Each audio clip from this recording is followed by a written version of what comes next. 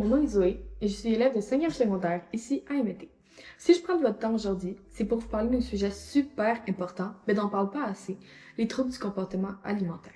Donc, je suis sûre que plusieurs d'entre vous y sont familiers, alors que d'autres n'ont aucune idée de ce que c'est, mais c'est correct, c'est pour ça que je suis là aujourd'hui. Donc, premièrement, un trouble du comportement alimentaire, c'est quoi? Selon l'INEP Québec, un organisme ayant pour but de venir en aide aux personnes atteintes d'anorexie et de boulimie, un trouble du comportement alimentaire est un désordre complexe principalement caractérisé par des habitudes alimentaires anormales, une crainte intense de prendre du poids et une grande préoccupation par rapport à son image corporelle. En d'autres mots, c'est une relation troublée avec la nourriture et son corps. Pour toi, c'est quoi un TCA? Pour moi, TCA, c'est pas mal la même chose que tout le monde dirait. C'est un trouble de comportement alimentaire.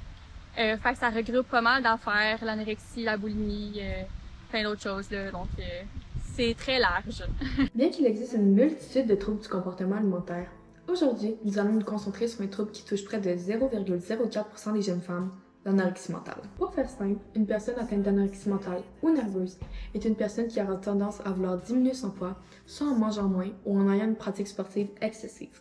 Souvent, ces personnes se voient plus grosses qu'elles ne le sont réellement. Elles ont une perception erronée de leur corps. Comment tu définirais l'anorexie? L'anorexie, pour moi, contrairement à peut-être que ce que les gens qui l'ont pas pensent, c'est vraiment plus un trouble qui est comme mental plutôt que physique. C'est toutes les mauvaises pensées qui viennent avec le trouble alimentaire. C'est vraiment se sentir comprimé à l'intérieur, c'est pas savoir trop comment s'en sortir. Qu'est-ce que tu aimerais que les gens comprennent sur l'anorexie? J'aimerais qu'ils comprennent que justement, c'est pas juste physique. Il y a vraiment un grand aspect mental à tout ça, puis c'est lui qu'il faut guérir en même temps que le physique, parce que sinon ça va pas suivre, puis tu vas juste retomber malade physiquement après quelques temps, là, si tu ne guéris pas ici. Contrairement à ce qu'on peut penser, l'anorexie, ça touche pas juste les jeunes filles. En fait, ça peut toucher les personnes de tout âge, toute origine, tout genre et de tout milieu socio-économique. L'anorexie, ça ne discrimine pas. De plus, même si aucune cause n'a été désignée comme étant l'origine même de l'anorexie mentale, plusieurs facteurs sont favorables à l'apparition de ce trouble, comme avoir un parent qui a déjà souffert d'un trouble du comportement alimentaire, être soi-même atteint d'un trouble mental tel que l'anxiété ou la dépression, ou encore être surexposé à des contenus malsains sur les réseaux sociaux qui promouvoient la minceur ou des mauvaises habitudes alimentaires. Qu'est-ce qui a déclenché ton trouble? En fait, c'est ça, en 2019, ma mère est décédée. Puis à suite de ça, c'est ça qui m'a vraiment fait renfermer sur moi-même. C'est là que ça a commencé à décliner, là, ma santé, ça n'allait plus du tout. Donc je pense que c'est la cause principale. Puis si, bien sûr, il y a tout avec les réseaux sociaux. Je pense qu'on va parler un peu plus tard. Donc voilà. Est-ce que les réseaux sociaux ont influencé ton rapport à ton corps et à la nourriture? Je pense que c'était pas la cause principale, mais c'est clair que ça m'a influencé, là. Tout ce qui était les corps parfaits qu'on voyait sur les réseaux sociaux, ça me faisait un peu douter de moi.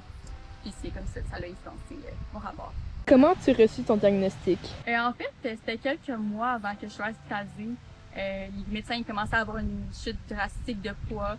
Puis à un moment donné, ça a été trop intense. Fait qu'ils m'ont directement envoyée aux chutes Sainte-Justine. Puis c'est là que j'ai été diagnostiquée et hospitalisée en même temps. Donc voilà. Quel a été le rôle de tes proches dans ta guérison? Ma famille, je trouve que ça l'a pas tant aidé. Ça a plutôt fait l'effet contraire. Parce qu'ils ne comprenaient pas vraiment le alimentaire comme je juste manger, mais c'est pas aussi facile que ça. Même les amis, au contraire, eux, ils ont vraiment été là pour me supporter tout au long de ma guérison.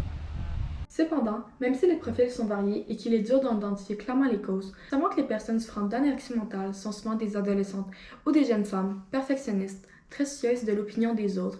Elles ont une faible estime de soi et un fort besoin de contrôle. L'anorexie, c'est pas juste sur leur perte du poids. Ça peut engendrer des conséquences graves sur sa vie sociale, mais aussi sur sa santé mentale ainsi que physique. Premièrement, les personnes atteintes d'anorexie mentale ont tendance à être irritables, déprimées et à avoir de la difficulté à se concentrer à l'école. Elles ont aussi tendance à mentir à leur entourage par rapport à leur alimentation et à leurs pratiques sportives, à éviter les sorties qui impliquent la nourriture et à s'isoler peu à peu de leurs proches, ce qui entraîne une grande souffrance émotionnelle. De plus, dans de nombreux cas, l'anorexie s'accompagne de plusieurs troubles, comme la dépression, le trouble anxieux ou encore le trouble obsessionnel compulsif. C'est quoi ta relation avec ta famille et tes amis pendant cette période? On va commencer avec les amis. Avec mes amis, en fait, tout mon groupe d'amis avait changé parce que j'avais passé du primaire au secondaire. Fait que déjà là, c'était comme un gros changement. Puis ça l'a fait que je me suis vraiment fait moins d'amis au secondaire. Tout le long de mon secondaire, en fait. Là. Ça, je me sentais un peu différente des autres. Fait que ça m'a pas aidé à me faire des amis. Sinon, au côté de ma famille, j'étais quand même assez proche, mais je sentais qu'ils me comprenaient pas. Fait que c'est pour ça que j'avais comme moins d'affinité puis j'étais moins portée à aller les voir plus souvent. Est-ce que tu as développé d'autres problèmes en lien avec la maladie? Oui, en fait, j'ai développé un problème d'anxiété après mes années d'anorexie, en fait. Puis maintenant, je suis médicamentée pour mon anxiété. Aussi, dépression. Une couple de dépression au fil du temps. Encore une fois, je suis suivie pour ça maintenant. Mais ça va mieux, de mieux en mieux. Comment tu décrirais la personne que tu étais avant versus pendant ton trouble? Avant, j'étais une personne quand même très extravertie. J'avais beaucoup d'amis. Je sortais tous les jours avec mes amis.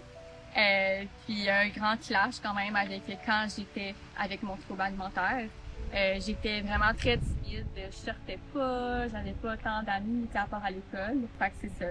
Encore une fois, l'isolation, c'était vraiment prééminent. Comment ton trouble se manifestait dans la vie de tous les jours? Bien sûr, au niveau des dîners, quand mettons, on était à l'école puis t'avais tout le monde, j'étais vraiment plus isolée. Souvent, j'allais à la bibliothèque parce que j'avais vraiment un problème avec la nourriture, fait que souvent, je mangeais moins. Puis aussi, je m'étais vraiment renfermée sur moi-même. Fait que tout ce qui était rapport avec des amis ou même avec la famille, ça avait grandement diminué dans ces temps-là. Comment tu te sentais pendant cette période? Je pense que l'isolation, c'est le mot-clé de comment je me sentais.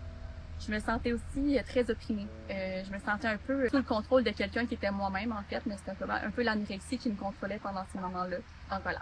Qu'est-ce qui a été le plus dur pour toi? Je dirais que c'est l'isolement, parce que j'en souffre encore aujourd'hui. En fait, je suis encore une personne timide. On dirait que j'ai gardé un peu la personnalité de quand j'avais un trouble alimentaire. Puis j'aimerais vraiment, retrouver ma personnalité d'avant, mais comme je suis faite de même, fait qu'on dirait que ça continue. Puis j'ai encore de la misère à me faire des amis. Je suis très stressée quand je rencontre de nouvelles personnes, quand je vois de l'inconnu. J'aimerais vraiment ça m'en débarrasser, mais c'est pas aussi facile que ça en a de l'air. Finalement, ça peut engendrer des conséquences graves sur ta santé physique, comme avoir toujours froid, perdre ses cheveux, se sentir faible, avoir des problèmes digestifs, son cœur qui bat plus lentement, perdre ses menstruations, ou encore devenir infertile, pour en nommer que quelques-uns. Quels ont été tes symptômes physiques? Pour pas toutes les nommer, j'ai eu la perte de cheveux, j'ai eu des pertes de connaissances, pas vraiment, mais plus des chutes de pression. Aussi, je me souviens plus du nom scientifique pour nommer la chose, là, mais j'ai eu des poils en fait qui poussent pour essayer de te protéger contre le froid. Moi, ça s'est manifesté plus dans mon dos, mais je les ai perdus au fil du temps. Là, mais c'est vraiment quand tu as le trouble alimentaire. Sinon, la fatigue, très fatiguée en tout temps, plus d'énergie, plus de force.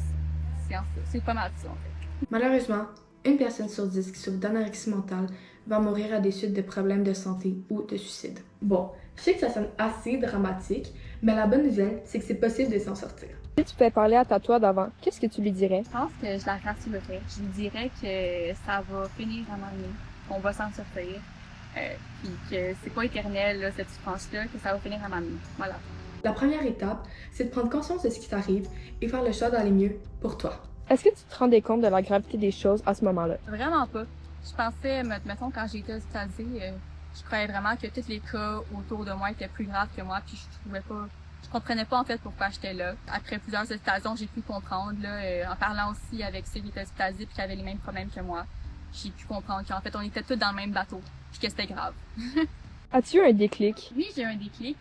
Ça s'est produit entre ma deuxième et ma troisième hospitalisation. En fait, ma troisième hospitalisation, c'est moi qui ai décidé d'être hospitalisée parce que j'en avais vraiment marre. J'avais hâte que ça soit fini et que je guérisse. C'est ça la solution que j'ai prise. Qu'est-ce qui t'a aidé à aller mieux? C'est mon déménagement. Fait que quand j'ai commencé à être plus autonome, j'ai commencé à plus prendre sur moi parce que c'est moi qui suis responsable de mes repas, de ma vie en général. Donc, c'est ça. Par la suite, je t'invite à en parler à une personne de confiance. Que ce soit ton ami, un membre de ta famille ou encore ton enseignant préféré, tout est bon. S'il le faut, tu peux aussi consulter un professionnel de la santé, comme ton médecin, un psychologue ou encore un nutritionniste. Ils vont être capables de te guider. Qu'est-ce que tu dirais à une personne qui souffre présentement d'un trouble alimentaire? Je lui dirais que la nourriture, c'est pas l'ennemi. En fait, c'est lui qui va te permettre de te carburer à travers de toute ta journée, va te permettre d'avoir du fun, de t'amuser, de faire des voyages, de faire tout ce que t'aimes en fait, que t'avais perdu pendant ton trouble alimentaire. Finalement, n'oublie pas que la guérison, ça prend beaucoup de temps et que ça peut impliquer plusieurs rechutes, mais que tu es capable et que tu en vaux la peine. Toi, un de tes proches souffre d'un trouble du comportement alimentaire ou encore que tu es juste curieux d'en savoir plus sur le sujet. Je t'invite à passer faire un tour sur le site internet d'ANEB où il y a une multitude d'informations sur le sujet, des professionnels à l'écoute, une liste de ressources pour ta région et bien plus.